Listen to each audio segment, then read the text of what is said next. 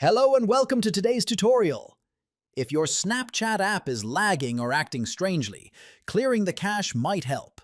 In this video, I'll show you step by step how to clear the cache in the Snapchat app on your Android phone.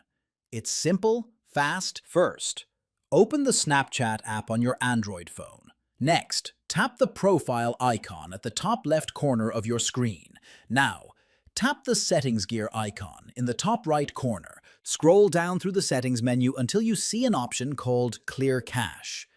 Tap on Clear Cache.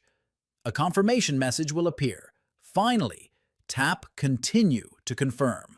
Snapchat will now clear the cached data from your app. This process does not delete your memories, chats, or account data. It only removes temporary files to help the app run more smoothly. That's it! You've successfully cleared the cache in Snapchat. If this helped fix your issues, be sure to like the video, leave a comment, and subscribe for more helpful tutorials.